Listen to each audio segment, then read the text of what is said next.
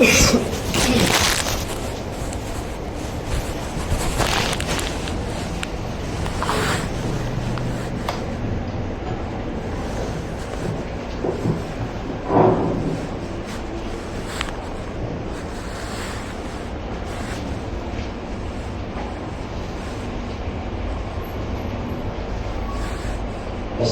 علیکم ورحمۃ اللہ وبرکاتہ۔ وعلیکم السلام ورحمۃ اللہ وبرکاتہ۔ لقد حمد اللہ الصلاۃ والسلام علیک یا رسول اللہ صلی اللہ تعالی علیہ وسلم۔ اما بعد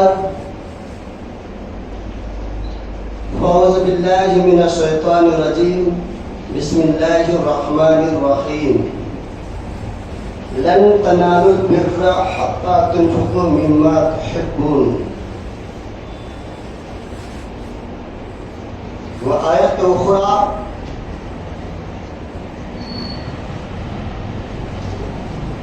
قد افلح المؤمنون۔ آمنت باللہ صدق اللہ مولانا العظیم وصدق رسوله النبی الامین المتین الکریم، ونحن على ذلك لمن الشاهدين والشاکرین والذاکرین الحمد للہ رب العالمین۔ بوقار معزز سامعین کرام، خطبہ مسنونہ کے بعد قرآن پاک کی دو جگہ سے آیت کریمہ تلاوت کرنے کا شرف حاصل کیا۔ کچھ عرض معروف سے قبل آئیے سب سے پہلے آپ اور ہم مل کر آقا نامدار مدینے کے تاجدار دون عالم کے مالک و مختار جناب پاک محمد رسول اللہ صلی اللہ تعالی علیہ وسلم کی بارگاہ عالیہ میں غلامی کا ثبوت دیتے ہوئے جھوم جھوم کر درود پاک پڑھ لیں۔ اللہم صلی علی سیدنا شفیعنا مولانا محمد بارک وسلم، صلاۃ و سلام علیک یا رسول اللہ صلی اللہ تعالی علیہ وسلم۔ عادت کے مطابق دو شعر آپ کے حوالے کر رہا ہوں اور غور سماعت کریں۔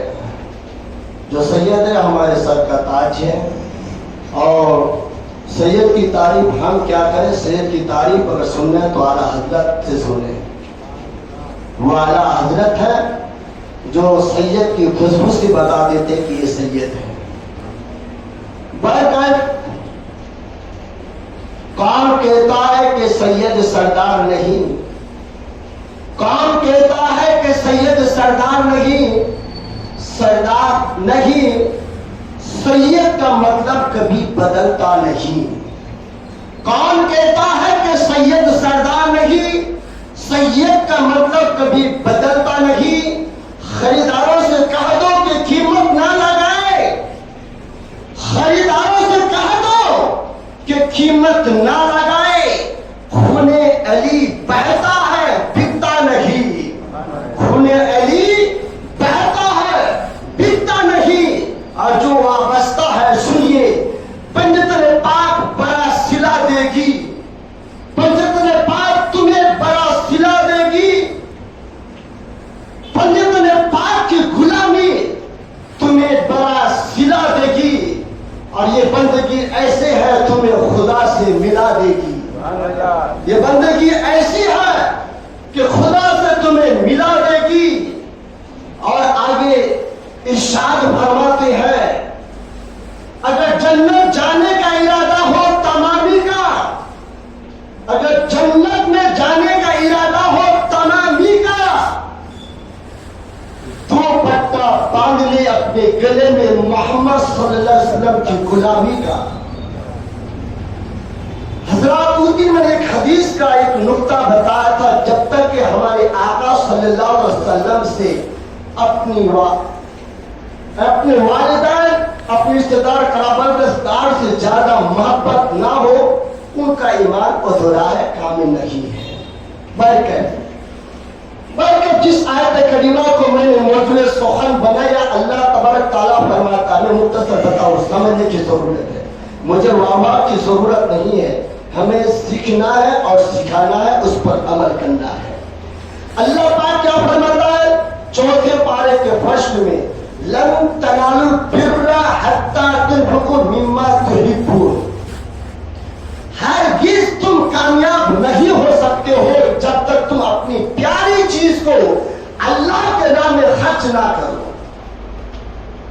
قربانی کے موقع میں سنے ہوں گے حضرت ابراہیم علیہ السلام کا سب سے زیادہ پیاری اگر تھی تو جان ایک مال تھا.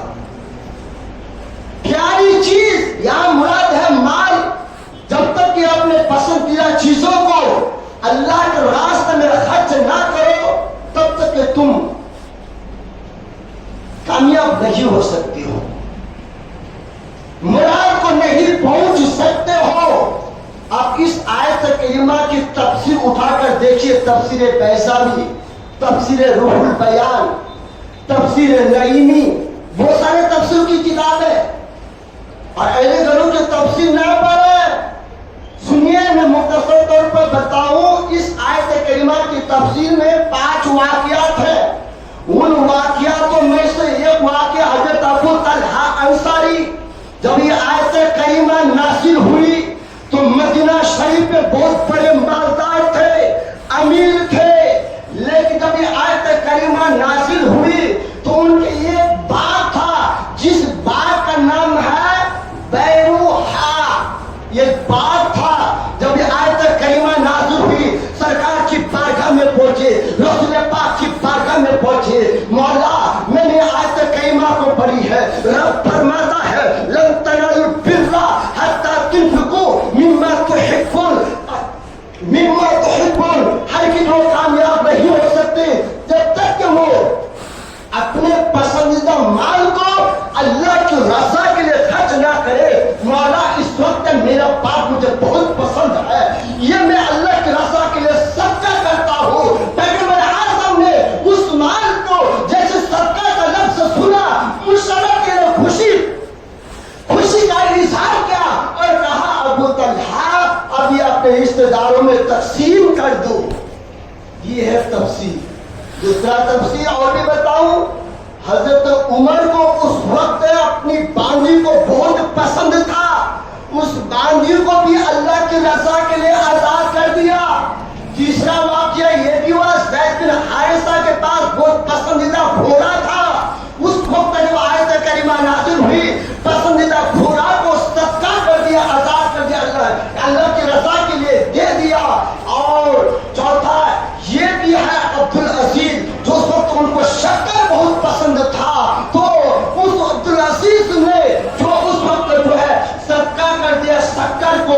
کہنے کا مطلب کیا ہے, خلاصہ کلام کیا ہے, جب بھی جس وقت جو چیز کی ضرورت پڑی ہے, پیغمبر اعظم نے بتایا ہے اس وقت یہ چیز کی ضرورت ہے, یہ کام کرو گے تو اتنا ثواب ملے گا. مثلا مان لیجیے حدیث کی روشنی میں بتاؤ, ام سعد کو کون نہیں جانتے ہیں, 12 واقعہ سنے ہوں گے. ان کے امی کا انتقال ہو گیا, وہ صاحب پیغمبر اعظم کے پاس آتے ہیں اور عرض کرتے یا رسول اللہ میری امی کا انتقال ہو گیا ہے, میں صدقہ کرنا چاہتا ہوں, کیا کروں. اس وقت پانی کی قلت تھی, پانی کی ضرورت تھی. پیغمبر اعظم فرماتے ہیں صاحب اپنے امی کے نام پر کنواں کھدوا دو, اس کنواں سے جو بھی پانی پیے گا تمہارے امی کو ثواب ملتا رہے گا.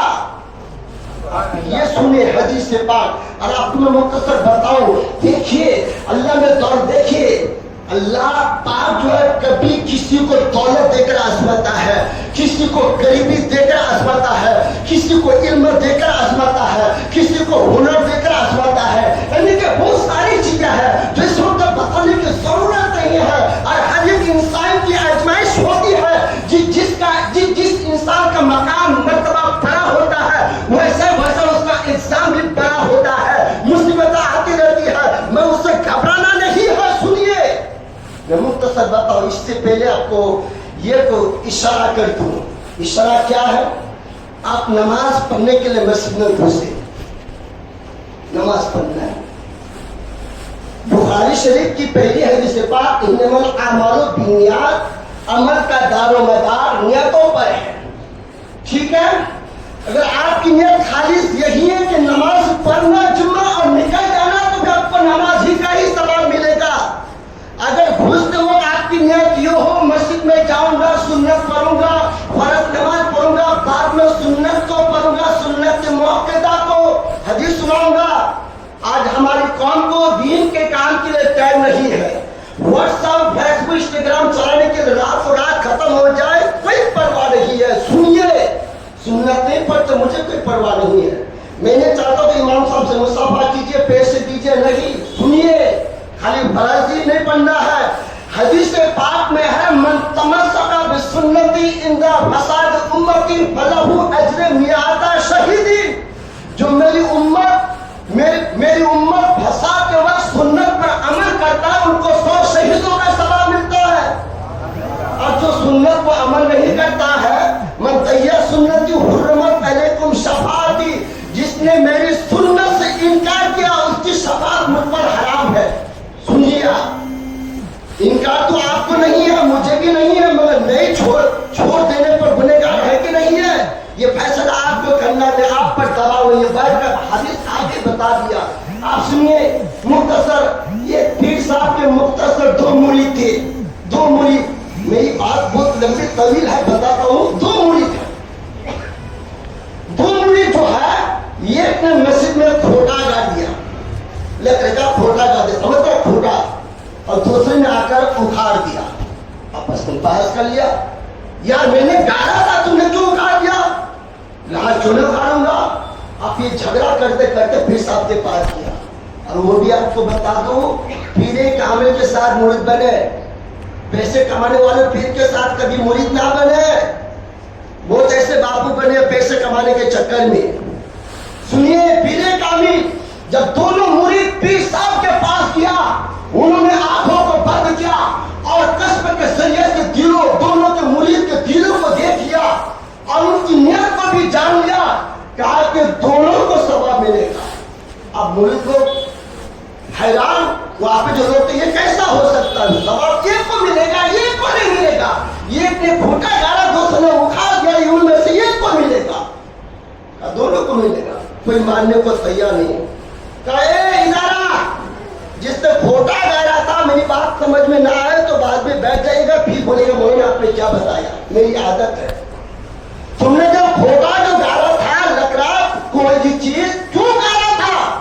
کہا کہ میری نیت یہ تھی، مسجد راستے میں تھی اور گائے چرانے والے، بیل چرانے والے، اونٹ چرانے والے، گھوڑا چرانے والے، پرورش کرنے والے وہ جو ہے آتے تھے تو گھوڑا کو چھوڑ دیتے تھے اور نماز پڑھتے تھے، کبھی نماز میں خیال، کبھی اونٹوں کا خیال، کبھی گھوڑے کا خیال، کبھی جانوروں کا خیال، اس لیے میں نے کھوٹا گا دیا تھا تاکہ آنے والے جو رسی سے کھوٹا میں گاتے اور خشوع کے ساتھ نماز ادا کرے۔ اس سب نے کہا بتاؤ ان کو ثواب ملا کہ نہیں ملا؟ کہا کہ نہیں ثواب ملا، ان کی نیت اچھی تھی، نیت اچھی تھی۔ ہو گیا نا، کہ دوسرے کو بلاؤ، اس نے جو کھوٹا ڈالا تھا تم نے کیوں اکھاڑ ڈالا؟ انہوں تو اچھی نیت سے ڈالا تھا، کیوں اکھاڑ ڈالا؟ ان کی بھی نیت سنیے، وہ کیسا پیر صاحب کیوں نہ میں اکھاڑوں؟ اس مسجد میں اندھے لوگ بھی نماز پڑھنے آتے ہیں، کیونکہ لائٹ نہیں ہوتی ہے تو اندر ٹھوکر کھا کے گر پڑتے ہیں، اس لیے میں نے اس نیت سے اکھاڑ ڈالا تاکہ اندھے آئے ان کو تکلیف نہ ہو، آسانی کے ساتھ نماز پڑھ کے جائے۔ پیر صاحب نے کہا ذرا بتاؤ ان کو ثواب ملا کہ نہیں ملا؟ کہا کہ ہاں ان کو بھی ملا ان کو بھی ملا۔ اب مجھے کہنے کا حق دو، نماز جمعہ پڑھنے آتے ہیں تو نیت یہ کر لو ہم نماز جمعہ بھی پڑھیں گے، سنت بھی ادا کریں گے، امام صاحب سے مصافحہ بھی کریں گے، اچھے لوگوں سے ملاقات بھی کریں گے، قرآن کی تلاوت بھی کریں گے، سلام بھی پڑھیں گے۔ مختصر داخل ہوا ایک بار نماز پڑھنے کی نیت سے، اگر ہزاروں نیت کریں گے تو ہزاروں نیت کا ثواب ملے گا، کروڑوں نیت کریں گے کروڑوں نیتوں کا ثواب ملے گا۔ نیت کر لیے ثواب مل گیا، اگر گناہ کا نیت کیے مگر گناہ نہیں کیے گناہ نہیں لکھا جائے گا، جب تک گناہ نہیں کریں گے، اگر گناہ کر لیا تو یہ گناہ لکھا جائے گا، اگر نیت کر لیا تو 10 گنا ثواب لکھا جائے گا۔ اب یہ مختصر، آپ آئیے میں مختصر بتاؤں، آئیے احادیث کی روشنی میں مختصر۔ حضرت عیسیٰ علیہ السلام اپنے زمانے کا ایک دھوبی تھا، وہ دھوبی کیا کرتے تھے، ندی میں کپڑا دھونے جاتے تھے اور کپڑے پانی کو خراب کر دیتا تھا، گندا کر دیتا تھا، اور اس ندی کا پانی اس زمانے کے لوگ پیا کرتے تھے۔ تو کچھ لوگوں نے مل کر کے عیسیٰ علیہ السلام کے پاس گیا، کہا عیسیٰ علیہ السلام آپ دعا فرما دیں وہ دھوبی کی موت ہو جائے، ہلاک ہو جائے، تباہ ہو جائے۔ میں کہتا آ جائیے اندر۔ آپ حضرت اس طرح بیٹھے جس طرح ہم نماز پڑھنے کے لیے بیٹھتے ہیں. آپ سے میری محترمہ ہر جمعہ میں یہی گزارش ہے تاکہ ہمارے مومن بھائی کو تکلیف نہ ہو. تو دعا کر دی, مختصر بتاؤ دعا کر دی, اور وہ دھوبی کپڑا دھونے کے لیے لے کے بھی گیا, مگر کیا ہوا سنیے. پیغمبر کی دعا کبھی رد نہیں ہوتی ہے, قبول ہوتی ہے. یہاں تک کہ عالم بعمل کسی کے لیے بددعا کرتے وہ بھی ہلاک ہو جائے گا. میں نے روایت میں پڑھا اگر کوئی استاد اپنے شاگرد کے حق میں بددعا کرتے وہ بھی تباہ ہو جائے گا. کوئی بھی باپ اپنے بیٹے کے لیے بددعا کرتے وہ بھی تباہ ہو جائے گا. مگر خدا کا واسطہ کوئی باپ اپنے بیٹے کے لیے بددعا نہ کرے بلکہ دعا ہی کرے. وہ دھوبی گیا اور جیسے کپڑا دھونے کے لیے گھاٹ پر اتارا, اس پہاڑ کے اوپر سے ایک عبادت گزار اتری اور کہا اے دھوبی آپ کے پاس اگر کچھ کھانے کو ہے تو مجھ کو دے دو, میں آپ کے لیے بہت دعائیں کروں گا. 3 روٹی ساتھ میں لے کے آئے تھے, یہ روٹی دیا, دعا کہ اللہ پاک آپ کو ہر تکلیف سے بچائے. جب یہ خوشی ہوئی نا, آپ کے لیے بھی امام صاحب دعا کرتے ہیں نا, تو جب خوشی ہوئی نا دھوبی نے دوسری روٹی دے دیا, کہا کہ اللہ آپ کو جنت میں مکان بنائے. اور خوشی ہوئی تو تیسری روٹی بھی دے دیا کہ اللہ تعالیٰ کو دونوں جہان کی نعمت سے مالا مال عطا فرمائے. جب وہی دھوبی کپڑا دھو کر گاؤں میں گیا, گاؤں والوں نے دیکھا کہ جس پیغمبر کے پاس گئے تھے بددعا کرنے کے لیے اور بددعا کی ہے, مگر وہ دھوبی مرا نہیں ہے, ہلاک نہیں ہوا ہے, بلکہ صحیح سلامت کے ساتھ واپس آیا. گاؤں والوں نے عیسیٰ علیہ السلام کے پاس گیا, یا عیسیٰ علیہ السلام جس کے حق میں آپ نے بددعا کی ہے وہ ہلاک نہیں ہوا ہے, وہ واپس سلامتی کے ساتھ آ گیا ہے. المختصر عیسیٰ علیہ السلام ان کے پاس آئے اور کہا دھوبی ذرا بتا آج کے دن تم نے کون سا نیک کام کیا تھا. کہا کہ یہی نیک کام کیا تھا, 3 روٹی لے کے گیا تھا, بھوک تو لگی تھی مگر کھایا نہیں ہے. ایک عبادت گزار والے تھے, اللہ والے تھے, نیک بندہ تھے, انہوں نے ایک بار مانگا دے دیا, دعائیں دی, دوسری بار دیا, دعائیں دی, تیسری بار دیا. حضرت عیسیٰ علیہ السلام کہتے ہیں دھوبی ذرا تو اپنے کپڑوں کو کھول کر دیکھو. جیسے کھولا ہے دیکھا کہ ایک آزدہ زہریلا سانپ جو ہے اس کپڑے پر جو ہے لپٹے ہوئے ہے, اور وہ سانپ کے زبان پر جو ہے یہ لوکھن لوہا جو ہے لگا ہوا ہے تاکہ وہ سانپ کسی کو ڈسا نہیں ہے. عیسیٰ علیہ السلام کہتے ہیں اس سانپ کی وجہ سے یہ دھوبی ہلاک بھی ہو جاتا, تباہ بھی ہو جاتا, مگر انہوں نے 3 روٹی صدقہ کیا. صدقہ کی وجہ سے اللہ نے یہ فرشتہ کو بھیجا اس دھوبی کی حفاظت کرنے کے لیے. اب مجھے کہنے کا حق تو اس وقت روٹی کی ضرورت ہی ہے, اس وقت آپ کی مسجد میں پیسے کی ضرورت ہے, اس وقت آپ کے مسجد کے بازو کا مکان جو ہے, مسجد جو بن رہی ہے, مسجد کا کام چالو ہے. اگر اللہ نے دولت سے نوازا ہے, کبھی آپ کو دولت دے کر آزمائے گا, کبھی غریبی دے کر آزمائے گا. اس لیے دولت دی ہے, دل رکھا کرو. یہ روپے تو 10 روپے ہوگا, یہ میرا وعدہ نہیں ہے, یہ رب کا وعدہ ہے. رب کے یہاں کوئی چیز کی کمی نہیں ہے. آخری بات نیت کے اوپر, یہ بات کبھی نہیں سنو گے, سن لیجئے. یہاں پہ میں ایک حدیث پاک تو بھی چھوڑ دیتا ہوں, ایک حدیث پاک سنیے. اور کچھ فقیر جو ہے نا دھندا بنے بیٹھے ہیں, دھندا لے کر کے عادت پڑ گئی ہے, دن میں 1500 روپئے ہوتا ہے, کیا ضرورت ہے نوکری کرنے کی, کیا ضرورت کام کرنے کی. ایسے فقیروں کو نہ دو, دیندار فقیروں کو دو, خدمت گزار لوگوں کو دو, علماء کی خدمت کرو, مسجد میں دیا کرو, مدرسے میں دیا کرو. 2 بات سن لیجیے. ایک بات یہ ہے, آج لوگ حج کرنے جاتے ہیں نا, عمرہ کرنے جاتے ہیں نا, جب ملنے جاتی ہے تو ہمیں بھی ہوتا ہے تمنا, کاش میں بھی جاتا حج کرنے, میں بھی جاتا عمرہ کرنے. یہ دل میں تمنا ہے, آرزو ہے. مجھے کہنے کا حق دو, جس حاجی سے ملنے گیا تھا تم, اور دل میں خیال کے کاش مجھے بھی حج نصیب ہو جاتا. تمہارے گھر میں ایک نمازی نماز پڑھنے آتا ہے, اسے دیکھ کر کیوں نہیں کہتے ہو اگر میرا باپ نماز پڑھتا ہے تو میں بھی نماز پڑھوں گا, کیونکہ حج بھی فرض ہے, نماز بھی فرض ہے. یہ نماز تو سب کے اوپر فرض ہے, حج سب کے اوپر فرض نہیں ہے, حج سب کے اوپر فرض نہیں ہے. اور عمرہ جو ہے یہ تو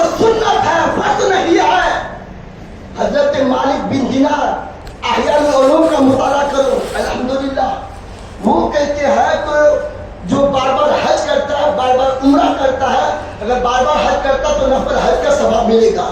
مالک بن دینار کہتے ہیں اے بھلا شخص یہ جو نفلی حج کرنے جاتے ہو کس مقصد کے لیے؟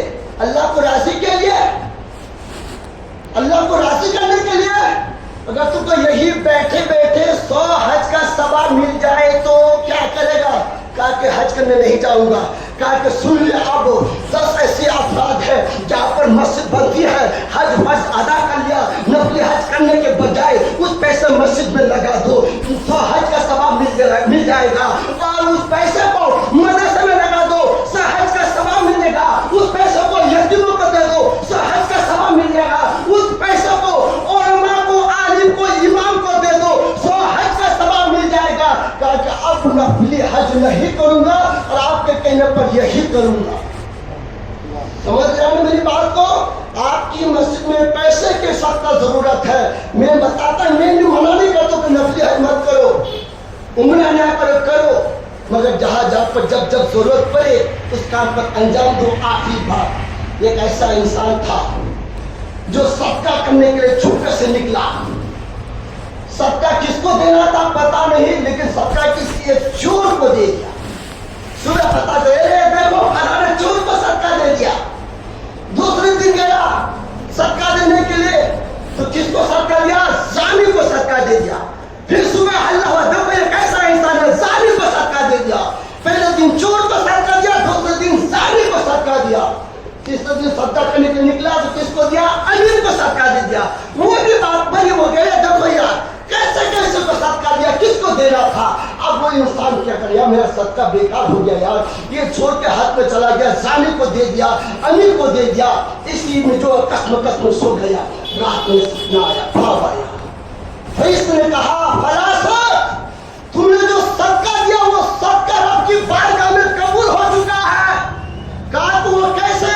کہا کہ جس چور کو تم نے صدقہ دیا تھا اس رات انہوں نے چوری کرنا چھوڑ دیا ہے, اس لیے تمہارا صدقہ قبول ہو چکا ہے. اور جس زانی کو تم نے صدقہ دیا تھا اس رات میں انہوں نے بدکاری کرنا چھوڑ دیا تھا, اس کی وجہ سے تمہارا صدقہ قبول ہو چکا ہے. اور جس امیر کو تم نے صدقہ دیا تھا اس کے دل میں خواب پیدا ہو گیا ہے کہ یہ غریب ہو کر مجھ کو صدقہ دیا ہے, اب میں بھی کل سے روزانہ صدقہ دیا کروں گا.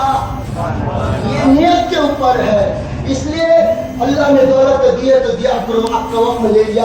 وآخر الدعوانا ان الحمدللہ رب العالمین, استغفر اللہ ربی من کل ذنب و تبالے. 1 منٹ انشاءاللہ آپ حضرات منت مشقت اور دعاؤں سے آئندہ جمعہ میں ایک ہی خطبہ ہوگا جو 1:35 پہ جماعت کھڑی ہوگی.